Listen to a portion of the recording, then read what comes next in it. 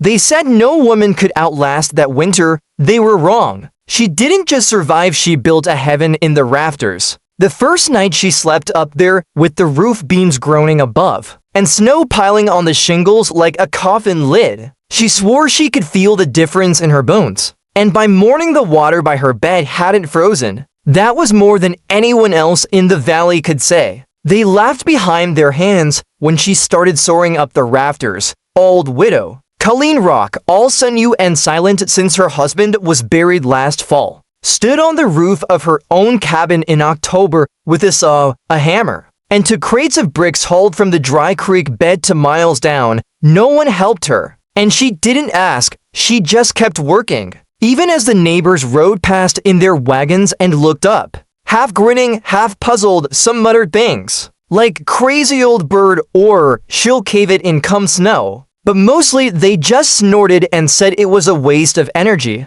She should have been sealing her chimney tighter, filling cracks, insulating her root cellar like everyone else, not digging into the damn rafters. But Colleen hadn't survived the past winter by listening to men who'd only ever known the plains. She and Clive had come from the Pennsylvania highlands, where the wind cut your gums when you smiled, and wolves pressed up against the walls at night like smoke. Clive was gone now, lost to a fever that boiled him straight through before spring. Could thaw the ground enough to bury him proper, she'd bury him with a hatchet, and her last 3 nails under the shed. Nobody knew that part. This winter she wasn't going to be caught shivering in the dark. Not again. Not while her joints had like a thunderstorm was crouching over her spine. Not while her hands couldn't even keep the matches dry enough to strike. Some mornings, and not while she still had the strength to swing a hammer, even if her fingers bled afterward. So she built a room inside the roof, not on the roof, not above it, inside.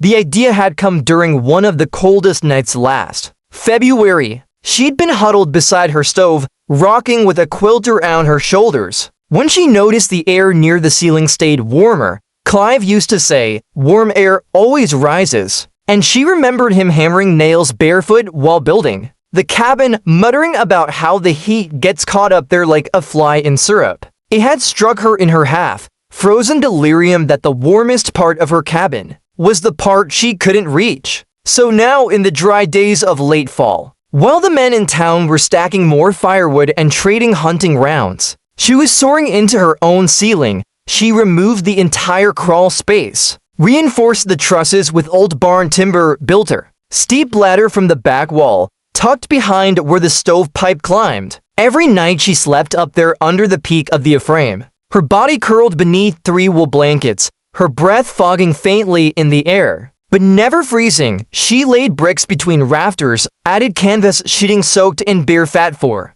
extra insulation, and sealed the tiny space with every scrap of knowledge Clive had left her. And it worked. 40 for warmer. She didn't measure it with any fancy thermometer. But when the neighbor boy came down with frostbite in both feet, and the school teacher's ink froze on her desk, Colleen could still press her fingers to the wooden walls above her bed and feel something living there. Heat. The first to notice was Emmett Dunn, the blacksmith, whose own anvil had cracked from the cold one morning in November. He stopped by her place, uninvited, hoping to trade elk meat for dried apples. When she stepped out, bundled and rosy-cheeked, he squinted. "You've been keeping a stove burning day and night?" he asked. "No," she said, "just the one fire like always." "You sure?" He sniffed at her coat. "Don't smell a smoke. Don't smell and nothing?" She let him sniff, let him stare, then she went back inside without offering him a thing.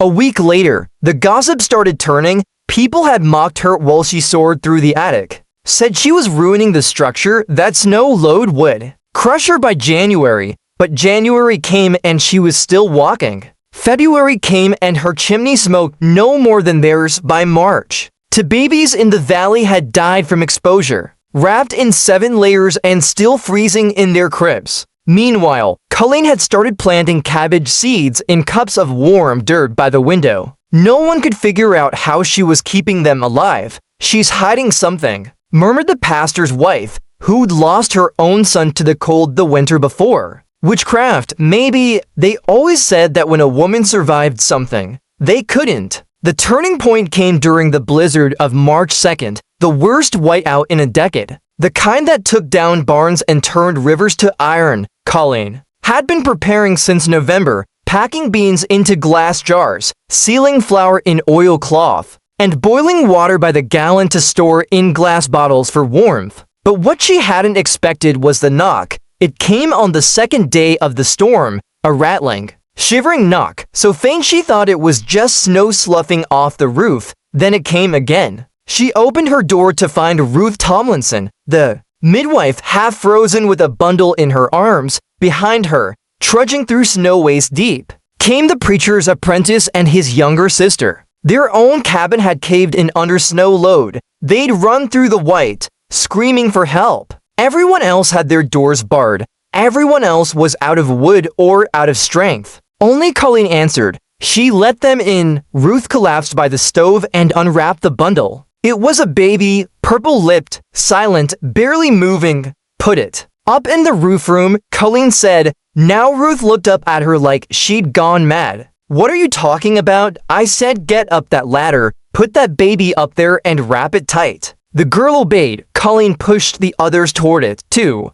They climbed like rats escaping water, crowding into the space she'd built. 3 grown people, 1 newborn, and Colleen. The warmth held. The baby lived. After that, they didn't laugh anymore. But the worst wasn't over. Because as the days passed and the storm raged on, more knocks came, louder ones, hungrier ones. And Colleen had to decide how many bodies could fit in a room not meant to hold even one. They came in 1s and 2s at first. Then on the 4th day of the blizzard, they started arriving in packs, fathers dragging sleds stacked with bundled children, desperate mothers with frost-bitten hands and faces red as rawhide. Some banged on her door like animals, others called out through the white curtain of snow, their voices warbling in the wind, weak with cold and half-choked by the drifts. She could have kept the door locked, could have claimed the storm swallowed. Their cries could have pretended not to hear. But every knock sounded like a heartbeat in her chest. She opened the door each time, and every time it became harder to shut it behind them. By nightfall on the 5th day, there were 13 souls inside her cabin. Ruth and the baby had never left the roof room. They curled into the far corner under the sloped timber, huddled beneath the bare fat canvas with blankets Colleen had stitched. From Clive's old shirts, the infant had taken to breathing again by the 2nd morning. His skin no longer the color of ash, and by day 3 he could cry. That sound echoed in the rafters like a hymn. The preacher's apprentice, Samuel, had stood near the stove most days, feeding logs from the dwindling pile of kindling she'd kept under the bench. He tried not to meet her eye. He'd been among those who'd once called her foolish, even unholy, for burying her husband herself. Now he didn't speak much at all. The others took what space they could, on chairs against walls. Near the root cellar door, steam rose from their boots when they took them off. Several of the men had brought nothing but their coats and their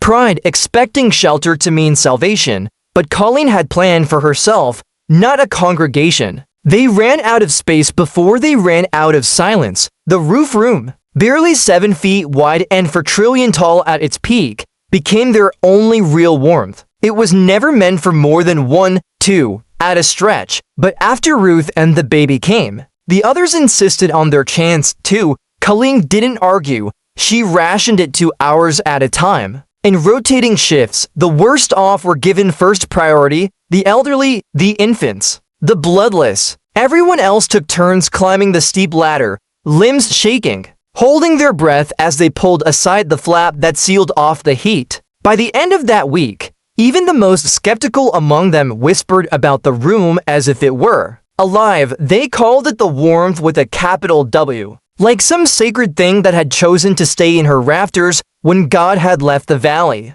One man claimed he saw steam curling from the walls themselves, though Colleen knew it was just the moisture rising off their frozen clothes. Still, she didn't argue. She didn't argue with any of them, not even the ones who once laughed. But warmth comes at a cost. By day 6, the stove could no longer keep pace. Her supply of dry logs had been enough for one widow, not a family of 13, even burning slower. The box inside the cast iron was half empty before dawn. The logs hissed and popped weakly, wet from snow that clung to coats and melted into the floorboards. "Where's the rest of your firewood?" one man asked her. Jonas Fairchild, the coop builder from East Ridge. She looked at him, a jaw stiff. "There isn't any rest." That was the firewood. He blinked. No cordwood stacked outside would have been buried in the first night. "What about under the porch?" "There is no porch, but the barn collapsed last January."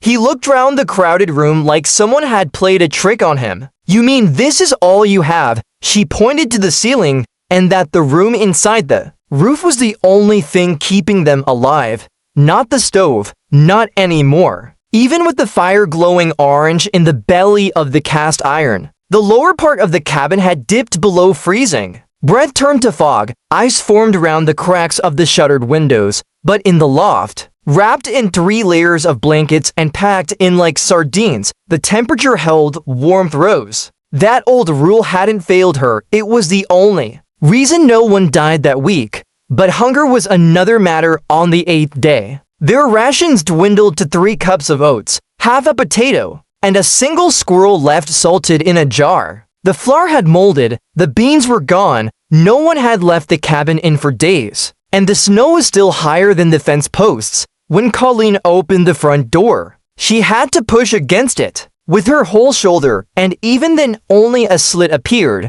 revealing a solid white wall. The path outside had vanished, swallowed by a silent white death. "We need meat," someone said. A voice from the back near the root cellar door. "We won't make it to Sunday." Ruth looked at Colleen, cradling the baby. "There's nothing out there." 200. No one said anything, but a few looked toward the cupboard under the window where the old Tom cat used to sleep. It was empty now. He'd slipped out sometime during the first snow and hadn't come back. Colleen's throat tightened. She stood slowly. "I'm going out." They tried to stop her. Ruth grabbed her wrist. "You go out there. Colleen, you won't come back." Colleen didn't flinch. "I've lived through 7 mountain winters. I'll come back." "What are you even looking for?" "Birch bark, frozen mushrooms, anything with marrow." She didn't mention the half-napped animal traps she'd left a mile west, hidden behind a ridge, baited with the last of her pickled meat back in October. If they hadn't snapped or frozen over, there might be something inside. She didn't dare say that aloud, didn't want to offer hope. She just pulled on Clive's old coat, tied it at the waist, and strapped the hunting knife to her hip. Then she opened the door and stepped into the blizzard. The white swallowed her. She couldn't see the fence posts, could barely make out her own boots. The air was so cold it sang through her teeth like glass. She kept her head down, leaning forward as she walked, using memory to navigate. 10 paces to the left of the wood pile, then north until the pine with the split trunk, then downhill until her boots started sinking. She fell twice. Her fingers turned numb by the time she reached the second ridge. Her breath rattled like tin inside her lungs, but the third trap, the one furthest out, had caught something. It was a fox, barely alive, but meat nonetheless. She snapped its neck clean, whispered a blessing over it.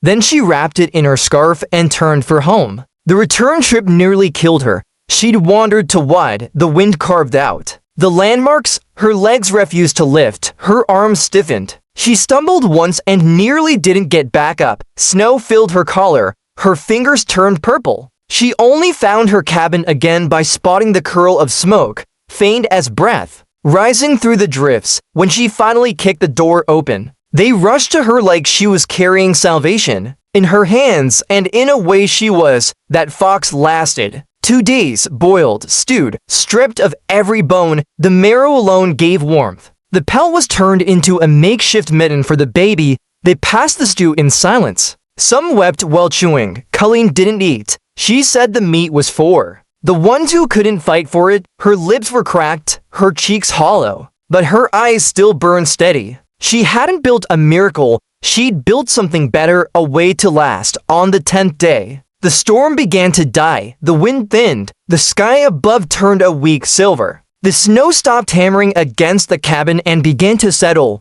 The silence was no longer the sound of death, but of something waiting. They started digging out on day 11. With spoons, with boots, with frozen pieces of firewood, anything they could find. Samuel climbed to the roof with a shovel tied to his back and carved a path toward the chimney. When he looked down through the melting snow, he could see the sloped line of the roof room. His breath caught in his throat. She built it right inside, he murmured, right into the bones of the house. Colleen, watching from below, said nothing. She didn't need to, but something had changed, not just among the people inside, not just in how they looked at her, something deeper. When the sun returned and light spilled into the cracks of the window, they didn't rush to leave. No one ran for town. No one sprinted to their own homesteads. They stayed quiet, still grateful. Because in that cabin, inside that hidden, hand-built room in the rafters, something had defied winter,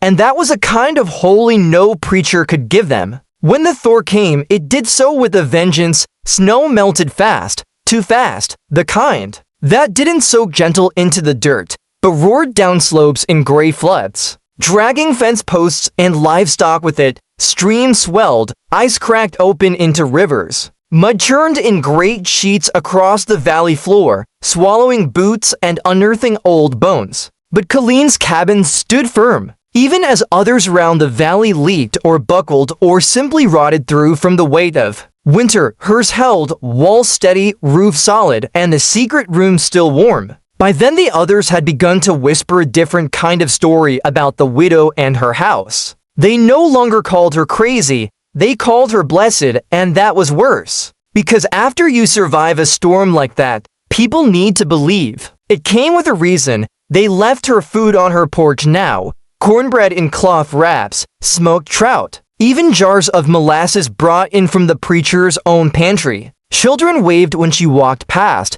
Men tipped their hats to low, women nodded, with a kind of guilty difference. And everywhere she went, someone asked her how she'd built the room. What's it made of? They'd say, how do you know it had stayed warm? Was it something Clive taught you? She never answered the way they hoped, didn't give them a blueprint or some clever phrase, just looked them in the eye and said, it's not what I built. It's what I didn't waste. But they kept asking, even weeks after the snow melted and the ground was soft again. Because their cabins had failed them and her roof had not by mid-April. 3 families in the valley had started remodeling their attics. Timber prices soared. Men scoured old mining towns for canvas and clay mortar. One man, Harold Jimson, built a second story on his chicken coop and claimed he could feel the heat rising already. But none of it held like Colleen's, and none of them had the same kind of winter to test it with. The problem wasn't that people wanted to copy her that much. Colleen understood it was survival. What unsettled her was the reverence.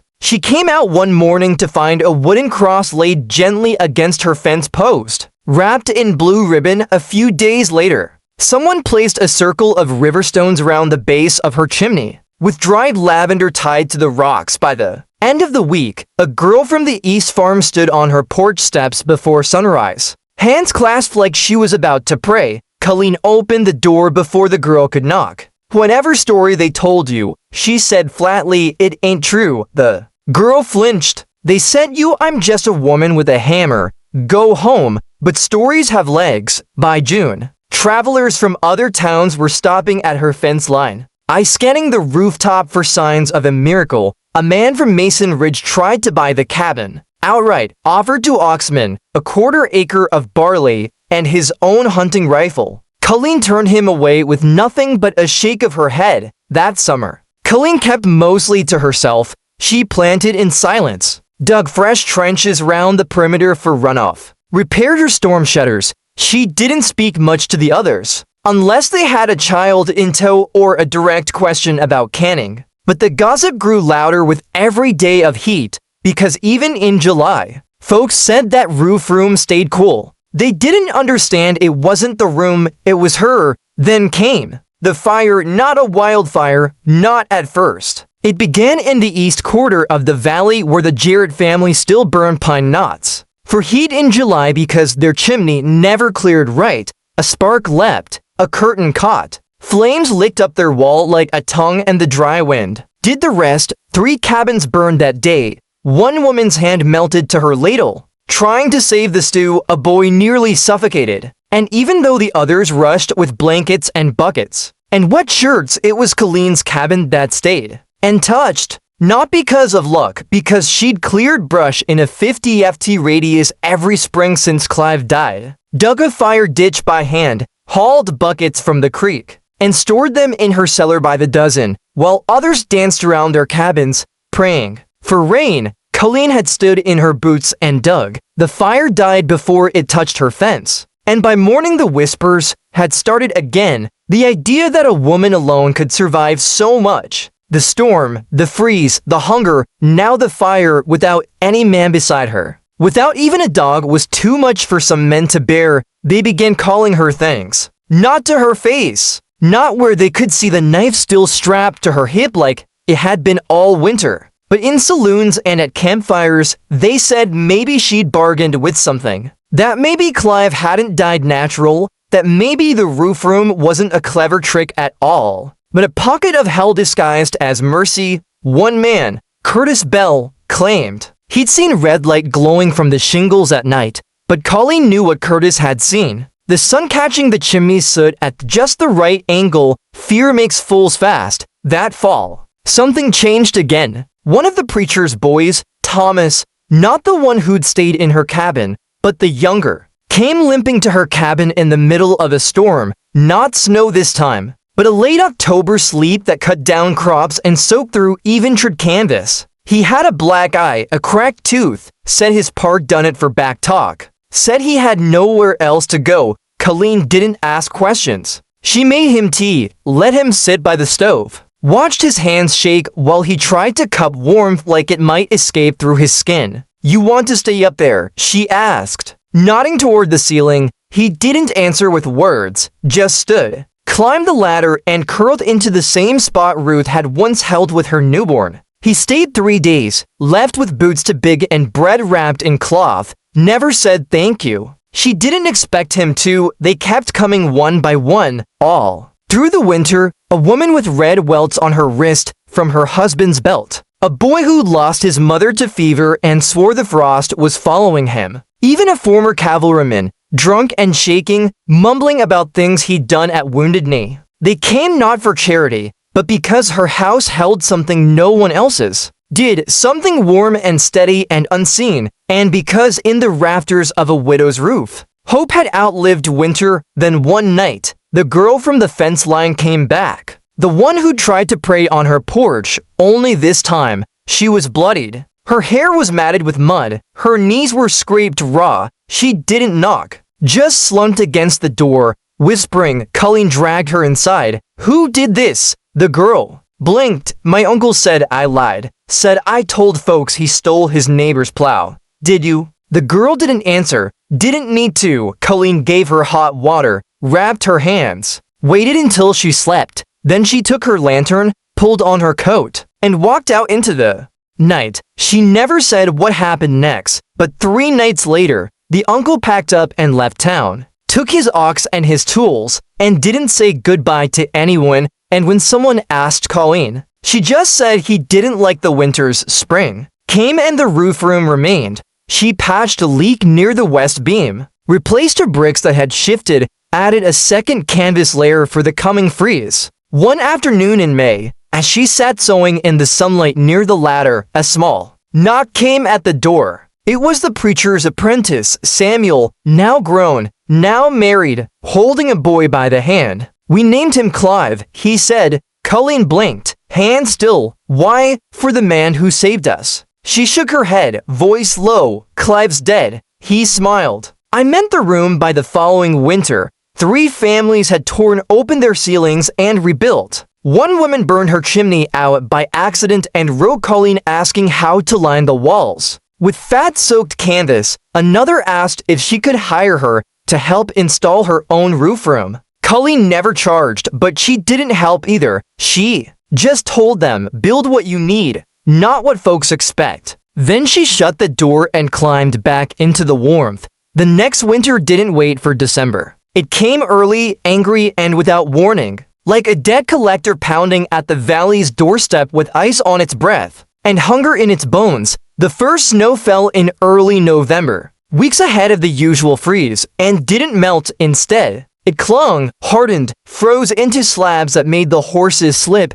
and the wheels of wagons lock solid. The creek iced over in a single night, and by the 7th morning, a boy in the Miller family was found stiff in his bed, curled in blankets. His face white as a wax candle. People panicked. And panic in the valley meant noise, shouting, prayer, accusations, but beneath all that, a quiet consensus settled in like ash after a fire. They needed the widow again. She heard them long before they knocked. Colleen had learned to listen for the change in footsteps. How desperation dragged at a man's souls. How mothers stomped when trying not to cry. How children shuffled when they'd already gone too long without food. She heard them crunching through the snow that morning, a half-dozen bodies, all hesitant, all slow, like people approaching, not a neighbor, but something more like a shrine. The knock, when it came, was light, too late. She opened the door anyway, and there they stood, 6 of them. 3 adults, 3 children, faces pale, eyes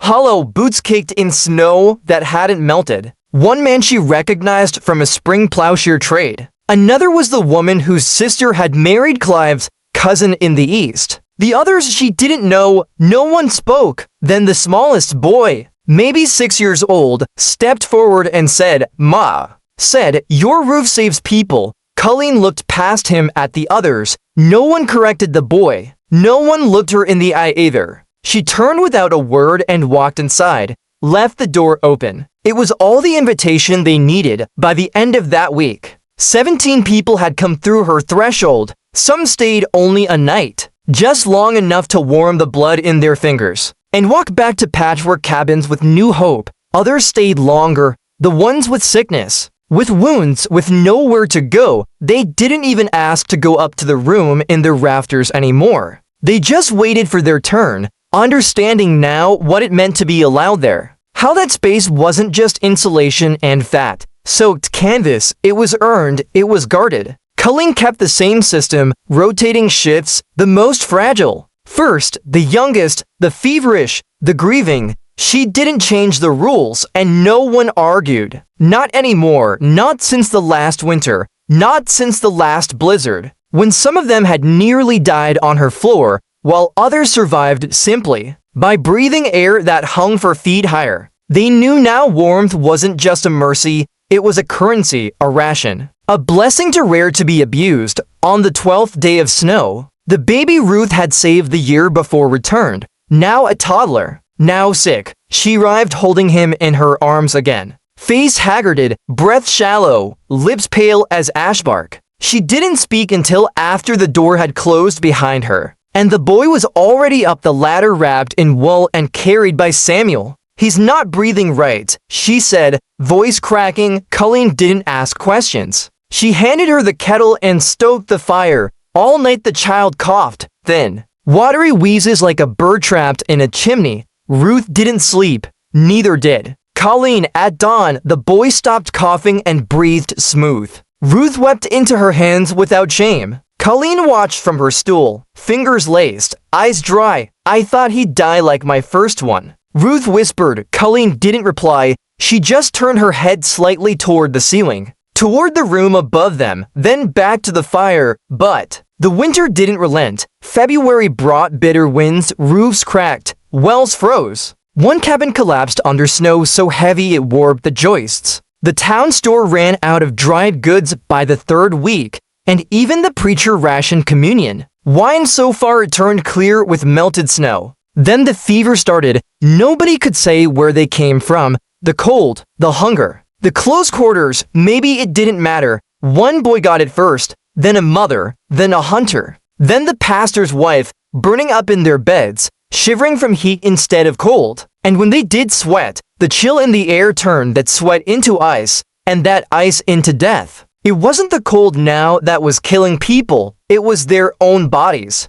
Colleen heard about the first 2 deaths from Samuel. He'd been trying to deliver elderberry syrup between families, a job the preacher could no longer manage. His voice shook when he told her she was 28, just laid down and stopped breathing. Colleen stared at the fire for a long time after that. Then she stood, walked to the stove, and took down the clay jar she hadn't touched in 3 winters. Inside it were the last of Clive's herbs, tiny sprigs, dried curls of roots. A few pinches of something he'd brought west called ghost mint. Used to say it could kill the heat that killed a man faster than snow ever could. She ground it with mortar and boiled it slow. Then she poured it into cloth-wrapped bundles and handed them out. Hang this near the sick, not over the fire, just near. Will it cure them? Ruth asked. No. Colleen said, but it'll give them a fighting chance. The fever spared her cabin. No one knew why. Maybe the herbs, maybe the way she boiled water day and night,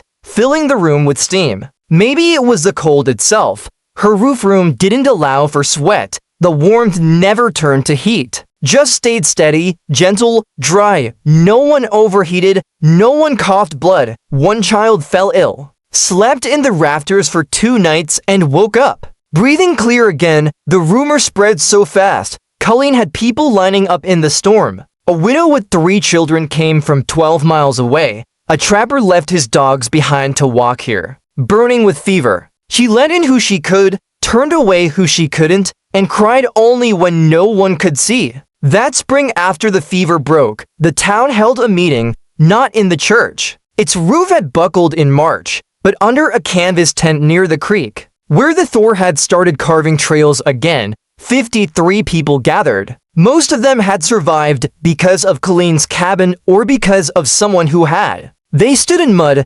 faces pale, eyes heavy with the kind of gratitude that turns into obligation. And the mayor, a man who'd once called her mad as a mountain bear, stood up and said, "We should honor her." Some clapped, others nodded, no one disagreed, but Colleen, when word reached her, shook her head. "I didn't build that room for praise," she told Ruth. "I built it so I could stop waking up with frost on my hair." "That room saved more people than any preacher," Ruth said gently. "It saved me first," Colleen replied. "That was enough." Still, they named it. Not officially, not with signs, but in the stories. They called it the room that held the warmth. Children whispered about it at school. Women traced the angles of their own roofs. Wondering how high they could build, a young man claimed he'd seen the warmth flicker through the shingles like candlelight. No one believed him, but no one mocked him either. That was the power of the story now. Not belief, but possibility. Years passed,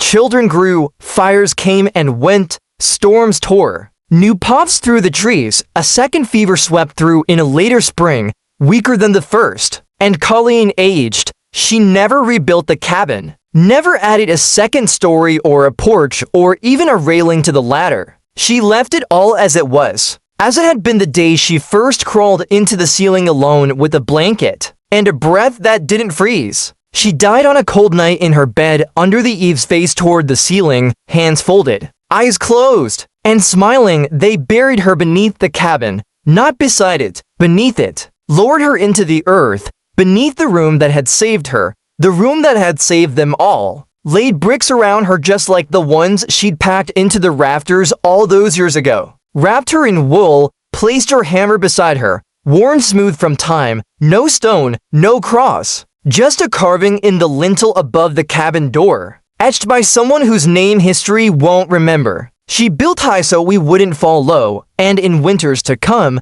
when frost nared at the windows, and wolves howled from distant trees, children curled into their own attic rooms, bundled in quilts, whispering to each other about the woman who defied the cold, not with magic, not with men, but with her hands, her hunger, and her belief that warmth, real warmth, was something you could build with your own 2 fists. And in the silence of the snow-covered roofs, above the valleys where others had once frozen, a story stayed for 140 for a warmer in her cabin in the room she built alone mid-winter. Elias snorted, "Fine long as someone keeps the fire going." "No fire," Samuel said. "What kind of test is that? The kind that proves your mouth don't run warmer than your blood?" The room stirred. Something electric passed between the walls. The idea caught like dry kindling, and by dawn it was decided. January 14th. It smelled faintly of pine pitch and smoke, and something older like worn cloth.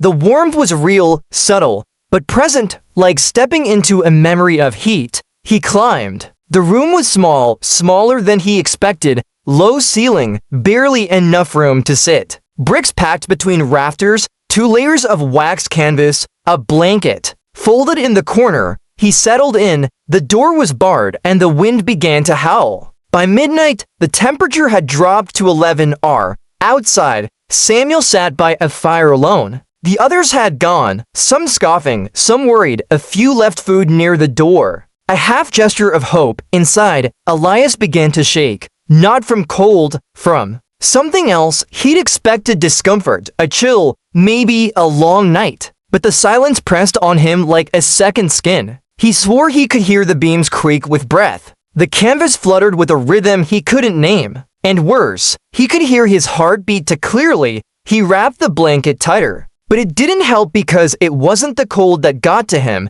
it was the sense. The sense that he didn't belong here, that this room wasn't his, that he was trespassing. Round 2 a.m. The snow intensified, wind tore down the valley. Screaming through cracks like banshees, the cabin held as it always had, but the pressure built. The air got heavy, the cold tried to claw in. Elias lay curled, eyes wide, hands numb. He heard something then. Not wind, a sound inside the walls. Not words, but breath, a slow, steady, warming exhale. He didn't sleep, not a second. When Samuel unlocked the door at dawn, Elias stumbled out like a man who'd seen too much sea, pale, silent, trembling. He didn't speak, didn't boast, didn't scoff, just walked through the crowd without meeting any eyes and left town within the week. They say he moved south, warmer climates, bought land somewhere in the desert, refused to speak of the night ever again. Samuel never commented. He just went back to the cabin and cleaned the room. It sat empty after that for years. No more visitors, no more skeptics. The town let it rest because something had shifted. They didn't just believe the story now, they respected it. Knew it wasn't just about warmth or survival or even Colleen. It was about limits. About how much a person could take. About how high you had to build when the world kept pulling down. And decades later, when the valley faced another winter, the worst in half a century, one that tore roofs, killed cattle, and froze men where they stood, they didn't run to the store. They didn't pray. They climbed into their attics, into their rafters. They built their warmth above their heads because the widow had taught them when the world freezes around you, you don't dig deeper.